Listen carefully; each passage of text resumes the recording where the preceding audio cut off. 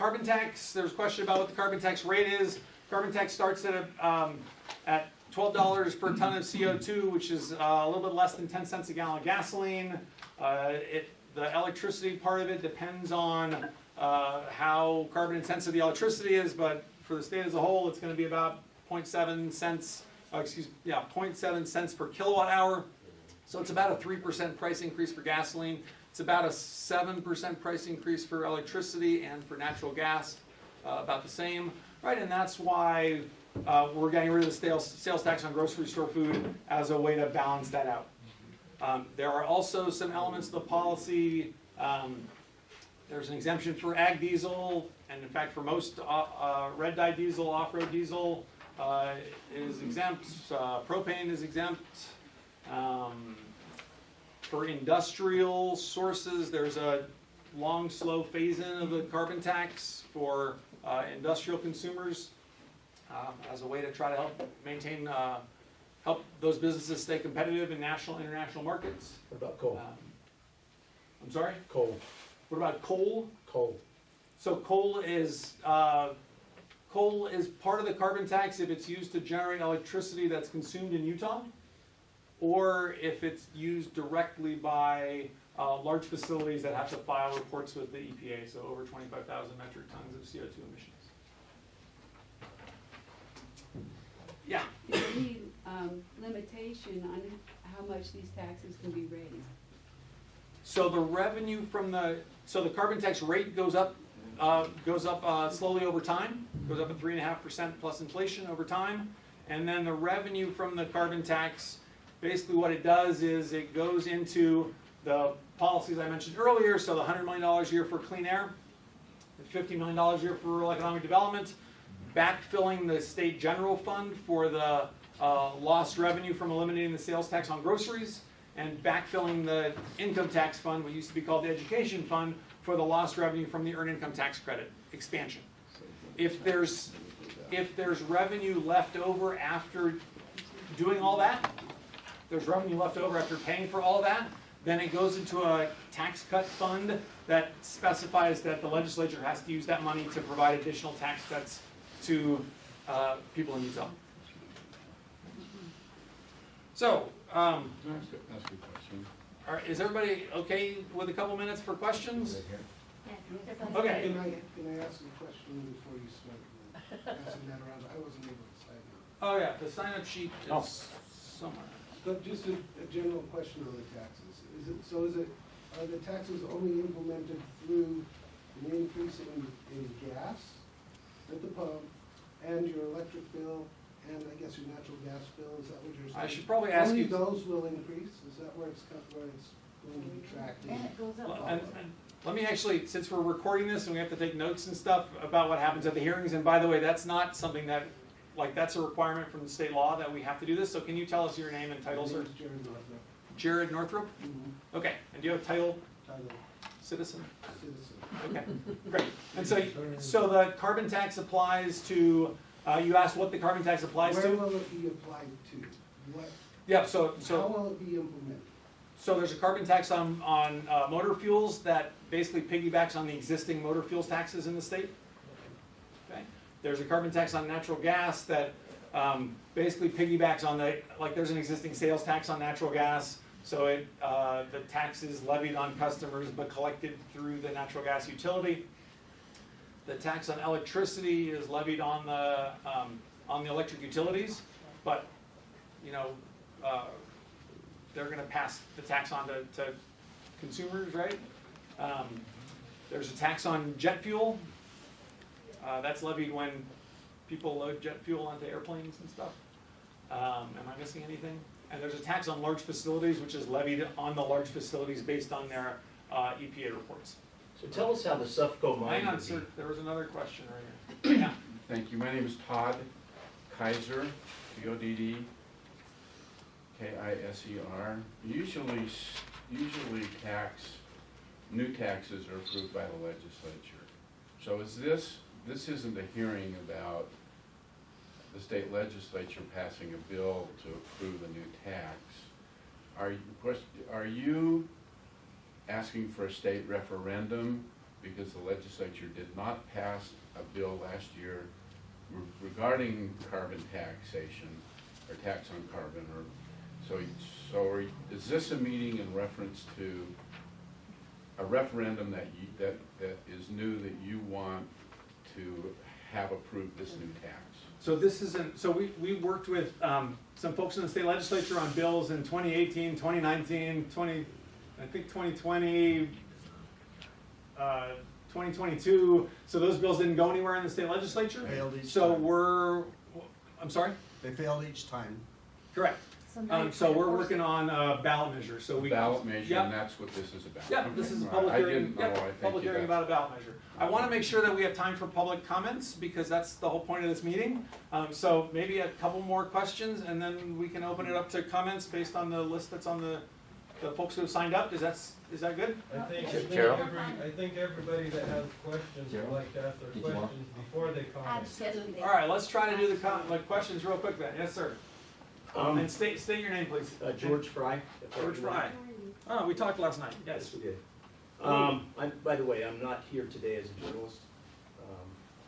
That's another thing. But I've been through the Sufco mine a few years ago, and I was told at the time, I believe, correct, it would provide 40% of the power, coal to power. Would your ultimate goal be would you like to see the Sufco mine go out, and how would that be taxed? And because that's a huge economic benefit to this area. Um,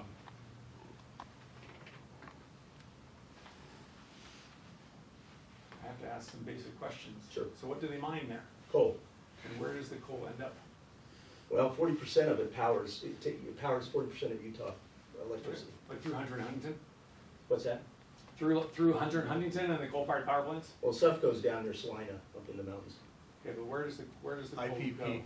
Oh, it goes to IPP? Some of it. some of Oh, it. so, I mean, as you probably know, IPP is transitioning away from coal, and then, I think in the next couple of years anyway. Yeah, I've toured that too, but I'm just saying that, well, I was So told so that, I don't know what's gonna happen to the coal no, I mine. was told that Sufco provides Yeah.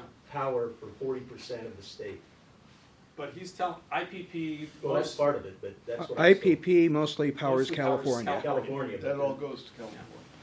Most of it, I think 10% But, of it. but a tax, so is a tax on the utilities? What's your question, sir? Because we No, want to I'm make just sure we have saying, time for comments. He's fine.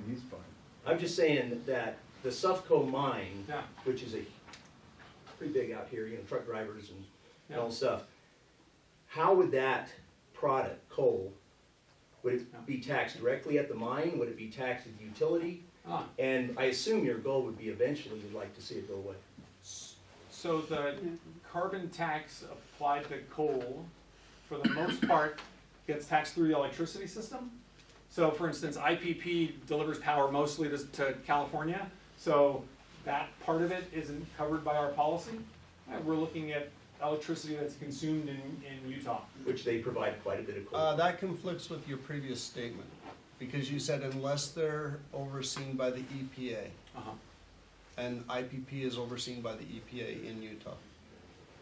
So the large facilities section the large facilities section does not cover electric power or electricity generators?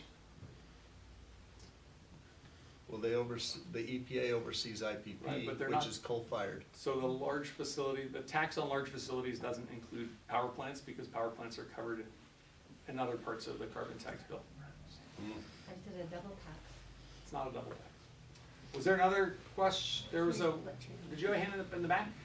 Yes, Hands been up forever, okay. sorry. So, the Biden administration already wants to do a carbon tax. They're working on it right now. They want to implement it within the next couple of years. So is this gonna be an additional carbon tax to that? Because if the federal government's gonna do it, and you wanna do it statewide, that's double taxing for pretty much the same thing. So, or are you just trying to get a jump on top of what the federal's doing? Well, we can all read the tea leaves at the federal level as we wish, but I think it's very unlikely that there's going to be a federal carbon tax, right? Especially now that the Republicans have taken control of the House of Representatives. But to answer your question, I mean, right now we have a state income tax and there's a federal income tax, and those two taxes work in parallel, right? So if hypothetically there was a federal carbon tax, then it would work in parallel with the carbon tax that we're proposing in the So, same way that the federal income Do tax you work works in in the, parallel. transportation industry at all? Do you know anything about it? Maybe, try me. So, well, do you already know how many taxes the, trucking industry is taxed for? Basically to, I don't, Just but look there is a down the road. public comment period that I would love to get to so that you can tell us. Other questions? Yes. I have a your question premise, on excuse me, Zoom as well. Okay, you're next. your premise you. started out with, there is a lot of pollution in Salt Lake affecting your Along the family, Wasatch Front. affecting your family and your Yeah. family. Mm. And we moved away from Salt Lake, so we wouldn't be affected by that, but you wanna stay in Salt Lake and tax all the rest of us. Is that correct? And eliminate the sales tax on grocery store food and That is a expand the carrot. earned income tax credit. That's simply a carrot, and this tax, you said, will increase over time. And that will not counterbalance our food tax. Actually, our analysis is that it does counterbalance the food tax. So Not we if it did, raises over time. so we did an analysis of the Utah Taxpayers Association. Has a family, a typical Utah family that they call the Beehive family that they use to study how taxes affect Utah families. And our analysis of the Beehive family is that they would end up saving about $12 a year as a result of our policy. $12. But it's raising over time, which But- means it will go over the. But grocery store prices go up over time also, as you may have seen recently, so the value of the sales tax cut on groceries also goes up over time. Our Anyway, state we does can- not reflect Feel Salt free to Lake. add that to your comments, okay, but we need to get moving. So, are there any other, oh, there was a question from Zoom, yes, go, state your name please, and then go ahead and your question. My name is Brooke Mortensen, and I was curious, everything about the bill is public record. So we were doing some private research, and the person who submitted, or I guess wrote the bill, or submitted it, is registered in an address that's not even in Utah, that's also registered with 700 voters. So I'm curious, if they're not even in Utah, why are they concerned with Utah? Yay. And why That's the is guy this that's a talking. That's this gentleman local here, Goram. tax from instead of Washington being a State. choice when it doesn't affect everybody in Utah? So what I can tell you is that if you believe that the sponsors of the measure are not Utah citizens, then you can file a complaint with the Lieutenant Governor's office and they won't allow the initiative to go forward. So, good luck, Okay, and my other question, please. okay?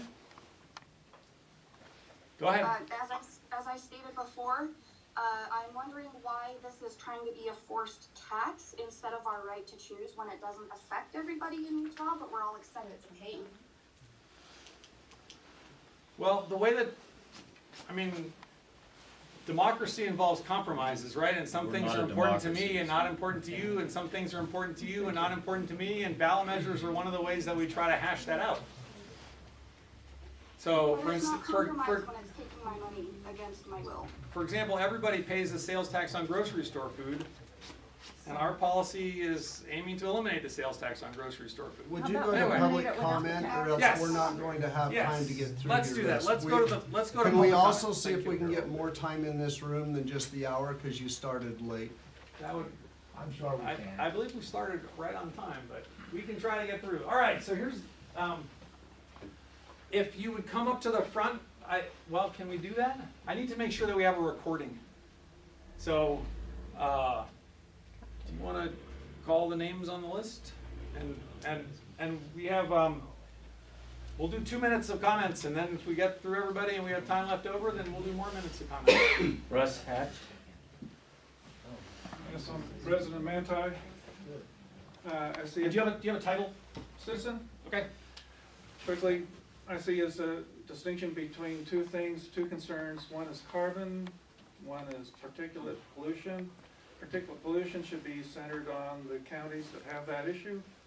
If you put this tax, the rest of the state, San Pete County is the second poorest county in the state. It'll kill people, literally. Global warming, if this is what it's all about, we've had a pause for 101 months now, no warming. Fear in 1970s was going to be ice age. Now it's going to be global warming, same weather patterns, same thing. The hockey stick removed the warm period, the medieval warm period, and the little ice age to make that flat line go up. Carbon dioxide does create a warming, but it's extremely minimal after a certain level. If you put all the atmosphere into one stadium of 100,000 seats, how much carbon dioxide would fill those seats? 40. Because the carbon dioxide, the earth's been greening, we've had bounteous crops, we've been able to feed people, we haven't been able to do before. So despite claims to the contrary, for the past 4 decades of numerous forecasts of doom and no more snow, the Arctic melting, icebergs melting, sea level rising, mass extinctions, falling oceans, and on, they've never happened. With hysteria driven by the media and the elites who have massive footprints in comparison to the common private citizen, with huge estates, expensive seaside resorts that are supposedly going to be flooded, yachts and carbon belting and private jets pump out more than one trip than anyone can in a lifetime of driving cars. By their very behavior, they say don't, 1 minute? By their very behavior, they say they don't believe it. So why should we, and I'm going to take a riff from Nancy Reagan and say, just say no. Thank you.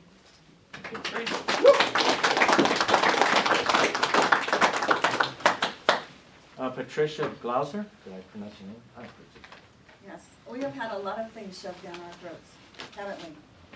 A rigged election. A lot of things shoved down our throats that we don't even want. Shoved down our throats by people that don't even represent us. And this is exactly what they're suggesting. Shoving something down our throats that our representatives rejected, that we elected.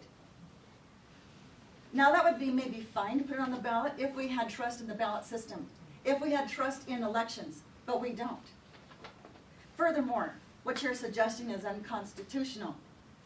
It is just another knock against our Constitution. It is unfounded. Geoengineering has caused more climate change than anything we have done, and it's only to make us believe that there's climate change when there isn't. And I believe it's caused our droughts. I believe it's caused flooding in other states. We did not cause this. We do not need to fix this. This is not a problem. It's just another taxation. Control. Exactly. This is taxation without representation. This is taking away God-given freedoms for life, liberty, and the pursuit of happiness. It punishes the human population. It punishes innocent animals. It transforms our nation into a Marxist nation, which is definitely unconstitutional, which is leading toward not the willness of the world, but toward oppression. Marxism is oppression. Marxism doesn't care about the people. Marxism doesn't care about the planet. Just look at China. Do they care about the planet? No. No. No. And you're trying to change us into China. And that makes me very angry. This is my country, and I do not appreciate it. Not only that, but I moved from California to Utah to get away from this crap. This is part of California, Oregon, Washington, New York, and people are flooding, getting away, flooding our state to get away from that crap, and you're trying to bring it to us. Move back to Seattle. Please. That makes us so angry. That's time. May I ask? I don't think so. May I interrupt one moment? I didn't get the last name. Patty, this is not time. This carrot that you're hanging in front of our nose of reducing our food tax, it should be reduced without that taxation of carbon. And not only that, but you're increasing the tax over time. It's killing us. Gasoline, electricity, natural gas, who knows what else. Stop it. That's my time. That's my time.